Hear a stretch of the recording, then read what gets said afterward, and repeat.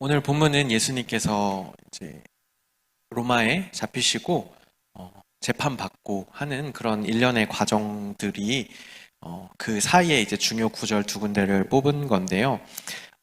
그 내용들이 기록이 되어 있습니다. 그래서 이 모습들 가운데 혹시 우리 안에 우리가 돌아봐야 할 것들은 없는지 한번 생각해 보고 우리의 삶을 돌아보는 그런 시간이 좀 되었으면 좋겠는데요. 유다가 예수님을 이제 로마에 팔아 넘기죠. 그래서 예수님은 어, 잡히시고 대제사장 가야바의 집으로 끌려가십니다. 그리고 그곳에서 사내들인 공회라는 그런 회의 가운데서 신문을 당합니다. 여러분, 이 사내들인 공회는 어, 모세가 애굽에서 나왔을 때 이제 지도자잖아요, 모세가. 그래서 모든 백성들의 뭔가 문제가 생기거나 그런 일들이 있을 때 모세가 판단하고 이건 이게 맞는 것 같다 저게 맞는 것 같다 이렇게 하다가 일이 너무 많으니까 모세가 너무 과중하니까 이제 혼자 이 백성들의 문제를 다 감당할 수가 없어서 장로를 세웁니다. 그리고 장로를 세우고 어, 이제 모세는 어, 중요한 일들을 하고 그 외에 일어나는 이제 백성들 사이의 문제나 뭐 이런 것들을 판결하고 판단하는 그런 어, 기구가 이제 출애굽기에 딱 기록이 되어 있는데 그것을 모델로 해서 만들어진 이제 자치기구라고 보시면 돼요. 사내들인 이 공의회는 우두머리는 대지사장이고 71명으로 이제 구성이 되어 있습니다.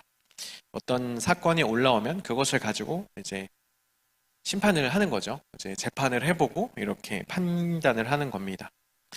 예수님에 대한 그런 재판이 시작이 됩니다. 근데 증인들의 증언이 일치하지 않습니다. 어떤 사람은 이렇게 말하고 어떤 사람은 좀 다르게 말하고 증인들의 증언이 같지 않은 것이죠.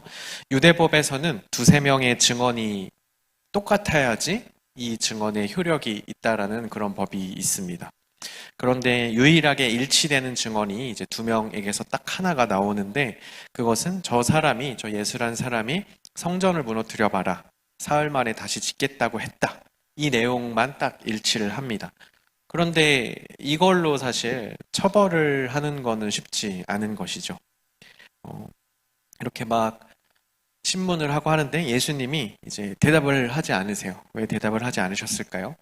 이게 어떤 뜻인지 아무리 설명을 해도 이 사람들은 이해를 하지 못하기 때문입니다. 이 성전이 겉모습만 남아있다. 겉모습은 남아있지만 이미 무너져 있다. 하나님의 뜻을 전하지 못하는 제 기능을 하지 못하는 이 성전이 무너져 있다. 그리고 내가 참성전으로 이 땅에 와서 사흘 만에 다시 부활할 것이다. 참성전으로 설 것이다. 진짜 성전의 역할은 이래야 할 것이다. 라는 것을 앞으로 보여주시겠다라는 의미로 성전을 무너뜨리고 사흘 만에 다시 짓겠다라는 말씀을 하신 건데 말해도 이 사람들은 이해할 수 없기 때문에 아무 말 하지 않으시는 거죠. 여러 가지 신문을 하다가 대제사장이 마지막으로 이제 결정적인 질문을 합니다. 당신이 하나님의 아들 그리스도라고 했다고 한다. 맞냐? 당신이 구원자냐? 맞냐? 예수님이 대답합니다. 당신이 있는 그대로 말했다. 이제 당신들은 인자가 권능의 보좌 오른쪽에 앉아 있는 것과 하늘에서 구름을 타고 오는 것을 보게 될 것이다. 라는 얘기를 해요. 뭐 대답이 좀 우리가 듣기엔 좀 이상하죠? 무슨 말이지? 근데 이 말은 다니엘서를 인용을 하시는 겁니다. 최후에 있을 심판에 관한 내용이에요. 그래서 대제사장은 이 얘기를 듣고 이제 격분합니다. 이 말씀을 알기 때문이죠. 이 말씀의 뜻은 이런 겁니다. 이 다니엘서를 인용해서 너희들이 지금 나를 재판하고 있다고 생각하지만 사실은 이 다니엘서에 기록된 재판이 지금 너희에게 임하고 있다라는 얘기를 하시는 거예요. 그래서 대제사장들은 이제 화가 머리 끝까지 나게 됩니다. 그리고 이제 신문을 마치고 이제 총독에게 사형을 결정하고 이제 총독에게로 넘기는 것입니다. 결국 그들은 예수님을 재판하고 있다고 생각을 하지만 그 자리에서 그들은 스스로의 거짓을 드러내면서 재판당하고 있는 것입니다. 우리가 때로 뭐 정치 청문회나 어떤 우리가 심심치 않게 TV에서 뭐 대선 토론 같은 거 할 때 보면 저 당사자들은 너무나 진지한데 이제 겉에서 보고 있는 우리는 때로 저 사람들이 지금 정신이 있나 이런 생각이 들 때가 있지 않나요, 혹시? 저만 꼬였나요? 이런 거 보면은 당사자들은 너무 진지하게 서로가 옳다, 저 사람이 틀렸다 하고 있는데 이제 좀 떨어져 있는 사람들이 볼 때는 너무나 또 자기 무덤 파는 것 같고 너무나 한심해 보이고 그런 때가 있는 것이죠. 이 대제사장들도 사내들인 공의에도 자신들이 지금 재판을 하고 있다고 생각하지만 사실은 재판을 하면 할수록 자신들의 거짓이 드러나고 자신들이 재판받고 있다, 심판받고 있다라고 이제 드러내는 것밖에 안 되는 그런 상황인 겁니다. 자기가 자신을 속이게 되면요. 거짓의 눈이 가리게 되면 자기가 지금 뭘 하고 있는지 사실 잘 모르게 됩니다. 나는 옳은 일을 한다고 생각해요. 그리고 열심히 막 합니다. 근데 그걸 열심히 하면 할수록 자기 자신의 거짓이 드러납니다. 이런 안타까운 일들이 우리 가운데도 있는 것이죠. 그래서 우리의 중심이 잘 잡혀 있지 않으면 우리도 이런 상황에 놓일 수가 있는 겁니다. 여러분, 너무 무섭지 않습니까? 내가 중심이 잘 잡혀 있지 않아요. 근데 열심히 해요. 뭔가를 열심히 하고 열의를 가지고 막 해요. 근데 그걸 하면 할수록 내가 거짓되었다는 게 드러난다면 이게 얼마나 무서운 일이에요. 나는 하나님의 일을 하고 있다고 생각하지만 거꾸로 나는 사실 하나님 안에서 거짓이 드러나고 있고 심판받고 있다면 얼마나 무서운 일입니까? 대제사장들이 이 사내들인 공의회가 그런 상황에 놓여 있다는 것입니다. 사형이 결정되고 이제 로마 총독에게 넘겨집니다. 로마가 유대에 세운 총독이 있어요. 이때 당시에 유대는 자신들이 자치적으로 할 수 있는 게 사실 그렇게 많지 않았습니다. 로마의 지배를 받고 있었기 때문에. 그래서 사내들인 공의회에서 정말 민족적인 거, 별로 뭐 정치적으로 큰 이슈가 되지 않는 것들은 이제 사내들인 공의회에서 모든 걸 다 해결하지만 좀 큰 이슈나 자신들이 스스로 이렇게 뭔가 집행하거나 이러기 어려운 것들은 이제 로마로 다 넘겼습니다. 자신들을 지배하고 있는 로마로 다 넘기는 거죠. 사내들인 공회에서 이렇게 재판을 하고 이렇게 뭔가를 결정하고 우리는 이렇게 결정했으니 이제 집행해 주십시오. 판단하시고 집행해 주십시오. 이렇게 로마로 올리게 되는 겁니다. 유대 지방은 기원전 6년 전부터 이제 로마 총독의 치하에서 다스림을 받았어요. 유대 자치 기능은 이미 뭐 거의 다 사라진 상태였는데 종교적인 부분 같은 경우는 사실 로마가 어떻게 참여하기가 그렇잖아요. 그래서 그 안에서 판단하고 이제 심판도 하고 다 결정도 했습니다. 그런데 이거를 로마로 올려버리는 것이죠. 아마 대제사장들이 여기까지마저도 자신들의 어떤 정치적인 제스처를 취한 것이라고 저는 생각해요. 우리가 이렇게 했지만 로마가 실제로 이걸 집행하면은 나중에 문제가 되더라도 우리의 문제가 아니라 저 로마가 집행한 거라고 할 수 있기 때문에 이렇게 해버린 것이라고 생각을 합니다. 로마에서 식민지 유대의 총독으로 세워져 있는 사람은 바로 빌라도였습니다. 이 빌라도뿐만 아니라 모든 그때 당시의 유대 관리들은 유월절 분위기를 매우 심각하게 생각했어요. 여러분, 유월절의 시작이 어딘지 아시나요? 아시는 분? 6월절의 시작이 어디입니까? 맞히는 분 제가 커피 기프티콘을 쏠게요. 상준이 약간 신학생 반칙 아닌가? 네, 말해보세요. 네. 잘 들리지 않았지만 대충 맞는 것 같아요. 네, 출애굽할 때 이제 거기서 탈출하는 그때 이제 예수님이 이렇게 지켜라라고 말씀하시죠. 6월절 거기에서 시작됩니다. 노예로 살다가 이들이 해방되는 이제 억압에서 풀려나는 그것을 기념하는 게 이제 6월절 그 절기인데 그래서 매해 6월절이 될 때마다 이 유대의 분위기가 심상치 않은 거죠. 우리가 이전에 이집트로부터 억압을 받고 그때 해방이 되었으니까 6월절에 그런 분위기가 생겨나는 거예요. 로마로부터 우리가 벗어날 수 있지 않을까. 뭔가 그런 메시아가 세워지지 않을까. 그래서 그때 당시에 어떤 정치적으로 폭동을 일으켰던 사람들이 이 6월절 시기를 많이 이용했다고 합니다. 만약에 우리나라가 일제 식민지로 계속 쭉 갔다면 어떤 뭔가 해방이 되는 것과 관련된 깊은 날이 있다면 그 시기를 노려서 우리 이때 걸기하자. 우리 이때 한번 만세 운동을 한다든지 이런 분위기를 만들어 보자. 이런 게 있겠죠. 이제 이스라엘에는 그 날이 바로 6월절인 거예요. 이 민감한 시기에 총독 빌라도에게 이제 유대 지방의 사건이 하나 올라옵니다. 그래서 사건을 보는데 이게 좀 이상한 거죠. 이상한 겁니다. 종교적인 문제인 거예요. 나는 이들의 종교에 대해서 잘 알지 못하고 율법도 잘 모르는데 이게 올라옵니다. 자기가 지금까지 관여해 오지 않았던 그런 종교적인 문제, 유대인들의 신성 모독에 관한 문제를 이제 판결해 달라고 올라온 거죠. 좀 이상합니다. 그리고 심지어 사형을 요구합니다.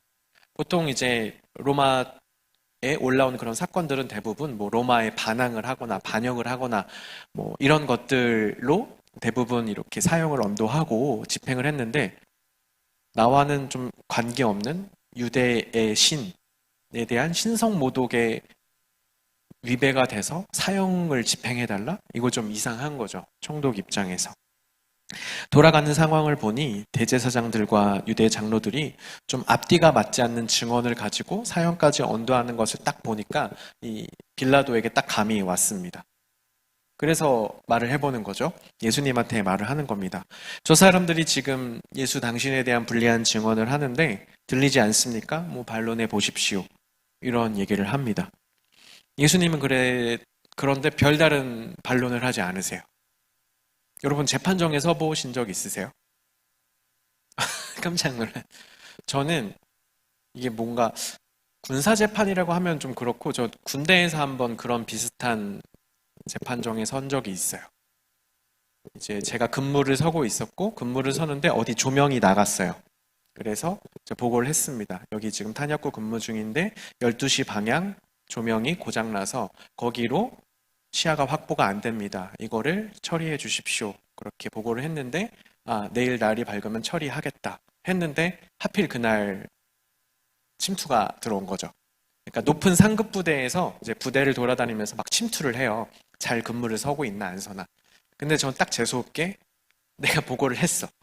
여기가 불이 안 들어와요. 여기가 잘 시야가 확보가 안 돼서 있는지 없는지 잘 보이지 않습니다라고 보고를 했는데, 그날 제가 근무할 때 딱 이제 뚫린 거죠. 한마디로 말하면 뚫린 거예요. 그래갖고 그게 문제가 돼서 어떤 재판 같은 그런 거에 이제 제가 서게 됐습니다. 그때 막 말도 막 꼬이고, 근데 막 계속 변명을 하는 거예요. 계속 변명을 하는 겁니다. 잘못한 거 없는데도 막 변명을 하고, 이건 내 잘못이 아니다, 이건 이게 문제다, 막 이렇게 하게 되는 거죠. 사람은 그 재판정에 서게 되면은 이제 그 사람이 거짓을 갖고 있든 진실을 갖고 있든 어떤 그런 모습이 되는 것 같아요. 긴장이 되니까. 근데 총독 빌라도가 이제 예수님을 봤을 때 아무 변론도 하지 않는 겁니다. 이 사람에게 뭔가 있구나. 딱 직감을 하게 되는 거죠. 보통 법정에서 이렇게 저렇게 자신에 대해 간절하게 변호하고 할 텐데, 간절함도 보이지 않고 비굴함도 보이지 않고 어떤 대답도 변호도 변명도 하지 않고 그저 듣고만 있는 그런 모습을 보이셨기 때문입니다.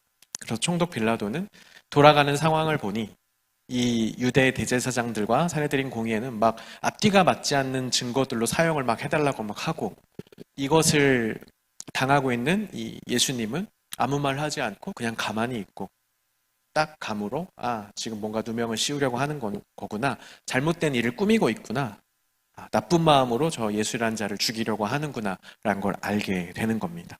그래서 한 가지 제안을 해요. 6월절에는 보통 죄인 한 사람을 놔주는 관례가 그때 당시에 있었습니다. 죄인을 한 사람 놔주고 이제 좀 뭔가 그 분위기를 가라앉히는 거죠. 6월절에 어떤 격양된 분위기를 가라앉히는 겁니다. 최근에 잡힌 바라바라고 하는 죄수가 있는데, 이 바라바라고 하는 죄수와 예수 둘 중에 누구를 도와주면 좋겠냐라고 이제 물어봐요. 빌라도는 이렇게 생각했습니다. 당연히 별다른 문제 일으키지 않은, 누구에게도 피해를 주지 않은, 누구에게도 신체적인 위해를 가하지 않은 이 예수님을 풀어주자고 할 거라고 생각을 한 거죠. 그런데 막 이미 매수된 사람들과 어떤 그때 당시의 분위기로 바라바를 막 풀어주라는 그런 외침을 듣게 됩니다. 바라바는 단순 강도가 아니라 로마에 저항했던 어떤 무장단체의 리더격이었던 그런 사람이에요. 실제로 로마 사람들을 많이 죽게 했다고 합니다. 테러를 많이 한 사람이에요. 이렇게 보면 당연히 바라바를 죽이고 예수를 살리자고 할 것 같은데 이제 정반대가 되는 거죠. 그래서 묻는 겁니다. 이 사람이 무슨 나쁜 짓을 했기에 당신들이 이러는 겁니까? 근데 사람들이 그 얘기에 대한 별 얘기하지 않고 막 흥분해서 못 박아라, 죽여라, 못 박아라 막 얘기를 하는 겁니다. 이에 빌라도는 자기가 이걸 돌이킬 수 없구나라는 것을 알고 물을 가져다가 손을 씻습니다. 자신은 이 일과 아무런 상관이 없다라는 그런 상징적인 행위인 거죠. 그때 당시의 문화에서. 나는 이 사람의 희생, 이 사람의 피에 대해서 아무 상관이 없으니 이것에 대해서 대가는 당신들이 치르라고 이제 하고 결국 사형이 언도됩니다. 백성들은 그것을 보고 그 피를, 그 대가를 우리와 우리 자손들이 다 치를 테니 십자가에 못 박아라 막 소리 지릅니다. 결국 이 재판의 결과가 십자가형으로 결론이 나고 맙니다. 여기에 이제 두 부류를 저희가 좀 살펴봤으면 좋겠는데요. 대제사장과 이 제사장 무리와 빌라도, 이 두 사람, 이 두 종류의 사람들의 태도를 한번 잘 살펴봤으면 좋겠어요. 그리고 그 속에 혹시 우리의 모습은 없는지, 우리에게 이런 모습은 없는지 한번 좀 생각해보는 그런 시간을 가졌으면 좋겠습니다. 대제사장들은 재판을 하기 전에 이미 결과를 정해놨습니다. 재판을 시작하기 이전에 이미 결과를 정해놨고 거짓 증인들을 동원했습니다. 성전에서 예수님이 자신들이 운영하고 있는 자신들에게 큰 이익을 가져다주는 상점을 뒤엎으셨고 땅에 있는 자를 아버지라 부르지 말라고. 그때 당시에 땅에서 아버지라 불리는 자들은 진짜 아빠 말고 대제사장들을 아버지라고 부른 그런 문화가 있었거든요. 저자들을 아버지라고 부르지 말라고 공개적으로 자신들을 공격했기 때문입니다. 그렇기 때문에 이제 자신들의 이익을 지키기 위해서 자신들의 손상된 명예를 이제 회복하기 위해서 예수님을 십자가에 못 박으려고 하는 것이죠. 예전에 지금은 잘 쓰지 않는 말인데 답정너라는 말이 있습니다. 너무 오래된 말이긴 한데 이미 답은 정해져 있으니 너는 이제 동의만 해라, 너는 따라오기만 해라 이런 뜻이죠. 웃긴 말이기도 하지만 참 무섭습니다. 여러분 이미 답이 정해져 있는 사람과 대화할 때 참 어렵지 않나요? 여러분 그런 경험 다 있으실 것이라고 생각을 하는데 이미 내가 옳아요. 변화될 여지가 전혀 없어요. 내 뜻이 옳고 나에겐 이미 결론이 나 있고 너는 그냥 내 뜻에 따라오기만 하면 돼. 친구 사이에도 이러면 좀 힘든데 만약에 좀 지위적 차이가 있다면 만약에 내 직장 상사나 뭐 그런 사람이 그런 입장이라면 사실 매우 좀 힘듭니다. 그 와중에도 뭐 건강한 답정너는 자신의 목적과 어떤 그런 취지들을 막 설명하고 설득하고 따라와 달라고 이렇게 하겠죠. 근데 대부분의 답정너들은 네가 뭐라고 해도 내가 옳다. 네가 아무리 그렇게 해도 내가 생각 제일 많이 했고 내가 고민 제일 많이 했어. 나에겐 이미 답이 있고 나에게 이미 결론이 있어. 그러니까 네가 아무리 생각하고 고민해봐야 그거 다 필요 없어. 너는 따라오기만 하면 돼. 내 뜻대로 해. 사실 이런 사람과 만나면 사실 너무 힘든 거죠. 대제사장들은 이미 마음의 결론을 다 내놓고 모든 것을 다 결정해놓고 예수님께 질문하는 겁니다. 나는 이미 결정했으니 너 뭐라도 대답해봐라. 하나만 걸려봐라. 가만두지 않겠다. 예수님이 왜 아무 대답도 하지 않으셨겠습니까? 이런 이유 때문인 거죠. 무슨 말을 해도 무슨 소용이 있겠어요. 다 답을 정해놓고 어떻게든 짜 맞춰서 예수님을 공격할 것인데 할 말이 필요가 없는 것입니다. 이들의 태도에서 가장 무서운 것, 그리고 우리가 가장 조심하고 민감해야 할 것은 결론이 이미 다 나 있다는 겁니다. 결론이 다 나 있으면 거짓을 동원해서라도 그것을 관철시키려고 하죠. 그리고 심지어는 하나님의 이름을 동원합니다. 우리 안에도 이런 일이 일어납니다. 내가 이미 뭔가 결론을 내놨어요. 하나님께 묻지 않고 하나님께 기도하지 않고 뭔가 결론을 이미 다 내놨어요. 그리고 생각을 합니다. 아, 이게 하나님 뜻에 맞다, 옳다 라고 하고 내 안에 이미 답을 내놓고 결론을 내놓고 그것을 진행해 나가죠. 그리고 기도도 그 이후에 합니다. 그리고 기도하면 할수록 이미 내 안에 결론이 나 있기 때문에 확신이 생기죠. 착각을 하는 겁니다. 내 안에 이미 결론 먼저 내놓고 기도를 하면 할수록 그래, 이게 맞아, 이게 맞아, 이게 맞아. 기도를 하면 할수록 내 안에 거짓 확신이 계속해서 생겨나고 이미 나는 속았습니다. 속는 거죠. 아, 이게 하나님 뜻에 맞다. 하나님 뜻에 옳다. 라고 자기 자신에게 최면을 걸어가며 자기 자신을 속여가며 이렇게 일을 진행하는 겁니다. 제가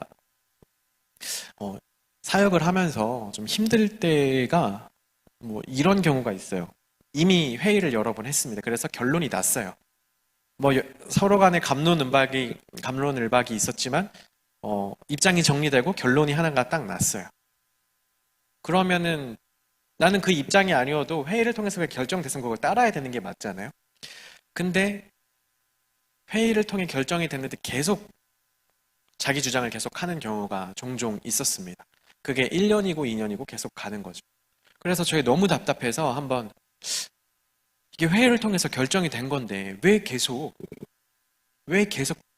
이 얘기를 하는 거냐 이렇게 한번 답답함을 참지 못하고 이렇게 얘기를 했던 적이 있습니다. 사실 뭐 저는 그 회의에서 결정권자도 아니었고 거의 그냥 서기 역할만 하는 그런 존재였는데 계속해서 이제 나의 서기록에는 이미 그게 나와 있어. 이미 결정을 했어. 그리고 그 회의의 어떤 결제 시스템에 의해서 본인도 이미 동의를 했는데 계속해서 얘기를 하는 거죠. 얘기를 하는데 이게 옳다. 내가 계속 기도했는데 내가 하나님한테 계속 물어봤고 내가 지금까지 이 교회 일을 감당하면서 해봤는데 이게 맞다. 이미 결론이 나 있는 거예요. 그러니까 회의는 사실 필요 없는 겁니다. 내가 이렇게 결론 냈고 내가 이미 답을 갖고 있으니까 따라오기만 하면 된다. 이게 맞다. 이게 하나님 뜻이다. 이렇게 되는 겁니다. 참 아무 말도 할 수 없게 되더라고요. 무슨 말을 해야 되지? 내가 반대 의견을 하면은 이 사람에게는 하나님의 뜻에 반대하는 사람으로 보이겠구나. 뭘 얘기해야 되지?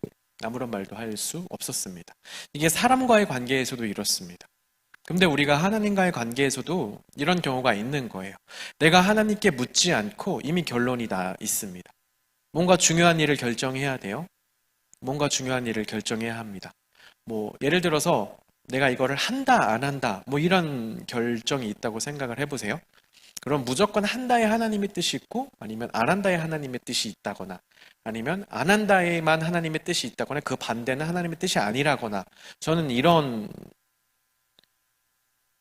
딱 50% 이런 건 없다고 생각을 해요. 우리가 이렇게 해도 하나님의 뜻 안에 있을 수 있고 저렇게 해도 하나님의 뜻 안에 있을 수 있다고 생각을 하는데 정말 중요한 것은 무엇이냐면 하나님께 구하지 않고 이미 자기 안에 결론이 나 있다는 겁니다.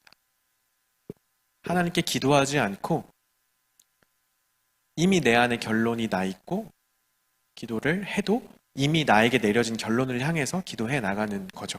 그런 일들이 우리 안에 있는 겁니다. 그래서 종종 어떤 결정을 할 때, 정말 기도해보자. 라고 할 때, 한편으로 마음이 무거울 때가 있어요. 정말 기도할까? 기도하지 않고 이미 자신 안에 내려진 결론을 끝까지 주장하지 않을까 하는 마음에 불안함이 있는 겁니다. 이미 내 안에 결정이 나 있으면 막 그것을 관철시키기 위해서 거짓도 동원하고요. 대제사장이 거짓 증인을 막 세웠어요. 대제사장입니다. 유대의 종교 지도자들의 최우두머리인 대제사장이 거짓 증인을 세워요. 그러면서 뭐라고 합니까? 저자가 하나님을 모독했다. 하나님의 뜻에서 벗어났다. 이렇게 얘기를 합니다. 그럼 이 사람은 정말 말도 안 되는 가식쟁이 철면피일까요? 저는 그렇지는 않다고 생각해요. 이 대제사장들은 진짜로 하나님의 이름을 지킨다고 믿었을 거라고 생각합니다. 스스로는 그렇게 생각을 했을 거예요. 저자가 하나님의 이름을 욕되게 한다. 저자가 지금 하나님의 이름을 망령되이 하고 있다. 성전을 무너뜨린다고? 감히? 막 이런 생각을 하면서 하나님을 위한다라는 마음으로 이것들을 했을 것이라고 생각합니다. 우리 안에도 이런 일이 일어나는 겁니다. 그걸 진짜라고 생각하고 하나님 안에서 이게 옳다라고 생각하면서 내가 막 거짓을 동원하고 있는데 나는 그것을 잘 파악하지 못하고 판단하지 못하면서 막 이런 일들을 해나가는 것이죠. 그 사람들이 원래 악한 게 아니라 스스로가 스스로를 속이는 겁니다. 여러분, 기독교발 거짓 뉴스가 많은 비판을 받아왔습니다. 정말 카카오톡으로 막 많은 걸 저도 봤는데요. 온갖 유튜브에 있는 뭔가 그런 링크들이 계속 와요. 보면은 뭐 그중에 사실인 것도 있겠죠. 사실인 것도 있겠지만 이미 거짓으로 판명난 것이 너무나 많습니다. 그런데 이미 자신 안에 결론이 나 있고 이게 진짜인지 가짜인지 알아볼 생각은 하지 않고 이미 자신 안에 나 있는 결론과 너무나 딱 맞는 거기 때문에 그냥 막 퍼다 나르면서 하나님의 이름으로 정말 입에 담지 못할 말들을 카톡으로 나르고 뭐 인터넷에 올리고 SNS에 게재하고 이런 것들을 보면서 정말 소름이 돋더라고요. 뭔가 이미 하나님께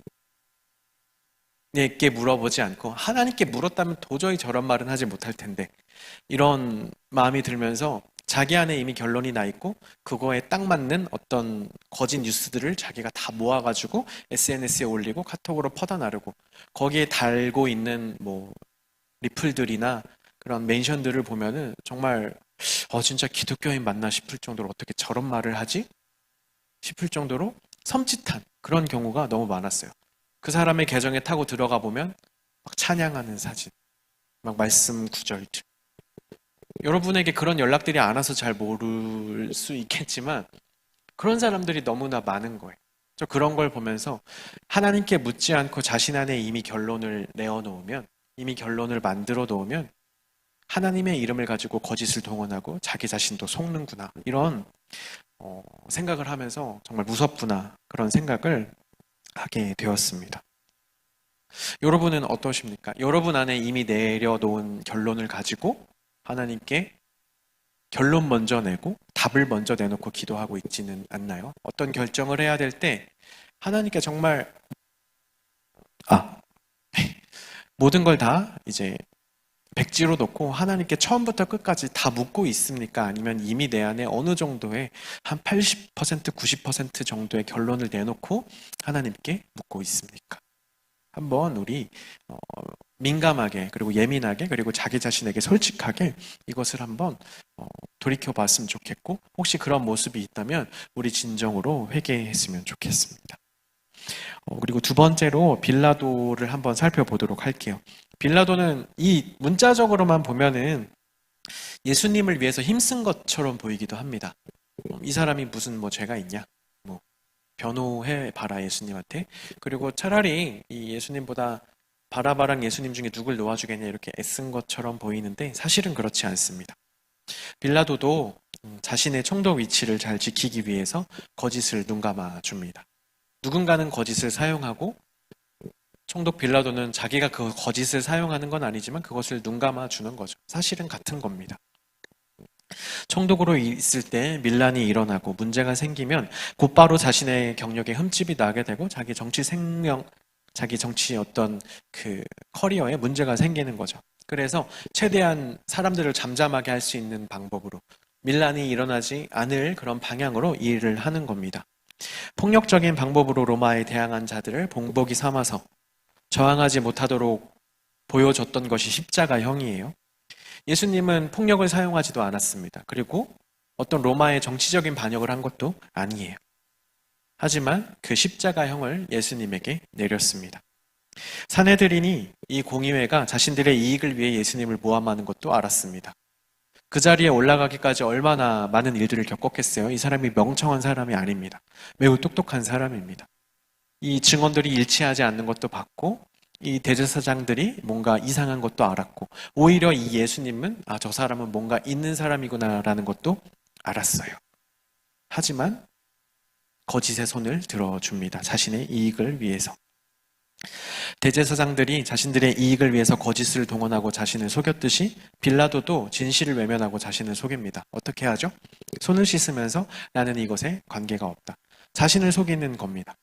나는 이 일에 잘못이 없다라고 손 씻으면서 당신들이 결정한 거예요. 내가 아니에요. 당신들이 한 거예요. 그냥 적극적으로 자기 자신을 속이는 거죠. 이렇게 되는 겁니다.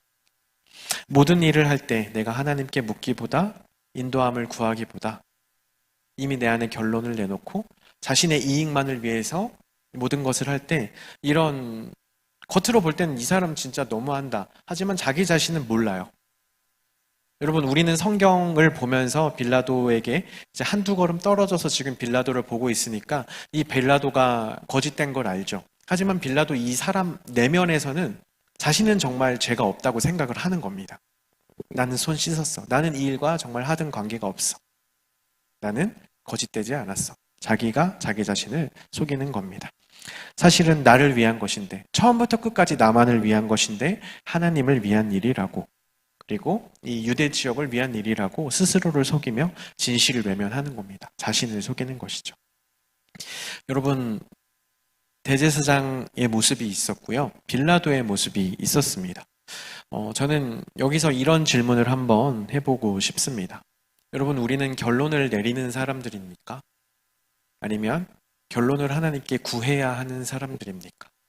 우리가 답을 내는 사람들입니까? 아니면 알지 못하는 답을 하나님께 구하며 나아가야 되는 사람들입니까?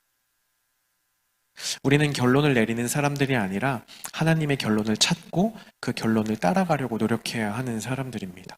그런데 때때로 우리가 우리 인생의 주인이 되어서 내가 결론을 내리죠. 그리고 내가 답을 내립니다. 그리고 생각합니다. 이게 옳다, 이게 맞다, 이게 하나님 뜻이다. 이곳에서 벗어나면은 그 사람들을 정죄하고 판단하고 저게 잘못됐다, 하나님 뜻에서 벗어났다 라고 생각을 하는 겁니다. 여러분, 우리에게 정말 있어야 할 태도 중에 하나가 내가 틀릴 수도 있다라는 이 태도가 너무나 중요합니다. 제가 좀 우유부단한 면이 있거든요. 근데 이게 여기서 좀 연결이 되는 것 같은데, 제 안에 정말 중요하게 생각하고 있는 가치 중에 하나는 내가 틀릴 수 있다. 그리고 웬만하면 대부분 내가 틀리더라. 약간 이런 게 있어요. 제가 저번에도 한번 말씀드렸었는데 어떤 교수님이 장신대에서 정말 존경받고 신학적으로 엄청난 큰 일을 해내신 그 교수님이에요. 지금 나이가 벌써 이제 96세, 7세 되셨겠어요. 그분이 이제 후학들을 놓고 세미나를 하면서 마지막으로 이제 후배 신학생들이 여기 있는데 교수님 혹시 한마디 하시고 싶은 거 있다면 해주시지요. 이렇게 했을 때 그 교수님이 여러분이 틀릴 수도 있다라는 걸 항상 생각하십시오. 그런 학문의 자세를 가지십시오. 내가 항상 옳다고 생각하면, 내가 뭔가를 발견했다, 그게 맞다고 생각하면 착각하게 됩니다. 거짓에 빠지게 됩니다. 자기 자신을 속이게 됩니다. 이 말씀하셨던 게 저 너무나 충격적이고 와 닿아서, 그래, 내가 틀릴 수도 있다. 내가 항상 맞지 않을 수도 있다. 내가 정말 확신에 차있을 바로 이 순간에도 내가 틀릴 수도 있다. 묻자. 하나님께 묻자. 하나님께 질문하자. 이런 태도를 가지려고 노력을 하는데요. 여러분, 우리는 결론을 내리는 사람들이 아닙니다. 답을 내는 사람들도 아닙니다. 항상 맞는 사람들도 아닙니다. 결론을 하나님께 물어야 하고 하나님께 질문해야 하고 하나님께서 우리에게 주시는 결론을 따라야 하는, 하나님께서 주시는 답을 따라가야 하는 사람들이 바로 우리인 겁니다. 여러분, 거짓에 속지 마십시오. 나 자신을 스스로 속이지 마십시오. 여러분, 우리가 사회생활을 하거나 학교에서 생활할 때, 직장 생활을 할 때 분명한 진실이 있어요. 근데 때때로 우리가 진실을 애써 외면할 때가, 그런 유혹에 빠질 때가 여러분 있습니다. 뭔가 부당한 일을 봤을 때 이거는 그냥 관례적으로 넘어갈 수 있는 수준이 아닌데 다들 그냥 넘어가요. 그냥 이렇게 해왔대요. 이게 맞대요. 그럼 나도 그래, 어쩔 수 없지 하고 따라갑니다. 애써 눈 감는 거죠. 그러면서 이제 거짓으로 자기를 자신을 속이게 되는 일들이 우리 안에 얼마나 많습니까? 우리 사회생활을 하면 할수록, 우리가 기독교인으로서 신앙생활을 하면서 뭔가를 해 나갈수록 그런 일들에 계속해서 마주하게 되고, 우리는 계속해서 스스로를 속여야만 하는 그런 상황에 계속 놓이게 되는 겁니다. 어떻게 보면 오늘의 이 말씀은 너무나 무거운 주제였을지 모르겠어요. 하지만 한 번쯤은 꼭 나누고 싶었습니다. 우리 청년들이 뭔가를 할 때, 그리고 어떤 결정을 할 때, 그리고 어떤 문제를 맞닥뜨릴 때 이미 결론을 내놓지 않았으면 좋겠다. 이미 답을 스스로 내놓고 거짓으로 자기를 속이고 때로는 하나님의 이름을 이용하고 그렇게 거짓에 빠져가지 않았으면 좋겠다라는 마음이 계속해서 있어서 이 말씀을 준비하게 되었습니다. 여러분, 미리 결론을 내놓지 마십시오. 미리 답을 내 안에 정해놓지 마십시오. 내 경험상, 내 지금까지의 어떤 가치로 볼 때 이게 100% 맞다 할지라도 그때에도 나는 틀릴 수 있다. 나는 틀릴 수 있다. 그래, 한번 이것도 하나님께 물어보자. 하나님께서 어떻게 대답하실지.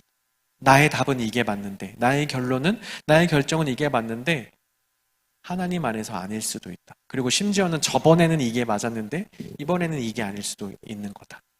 항상 나는 틀릴 수 있다. 하나님께 묻자. 이런 자세를 우리가 가졌으면 좋겠습니다. 나를 속이지 마십시오. 스스로를 속이지 마십시오. 그리고 미리 내 안에 결정해 놓지 마십시오. 결론을 내놓지 마십시오. 모든 것을 하나님께 오픈하고 하나님께 물을 수 있는 우리 모두가 되었으면 좋겠습니다. 함께 찬양하실 때 주는 완전합니다 라는 찬양을 할 텐데요. 나는 부족하고 연약하고 넘어지는 사람이지만 주는 완전합니다. 주님께 묻겠습니다. 부족하고 연약한 내가 답을 내놓지 않겠습니다. 완전하신 주님께 묻겠습니다. 나는 그 길 따라가겠습니다. 이런 마음을 가지고 함께 찬양하겠습니다.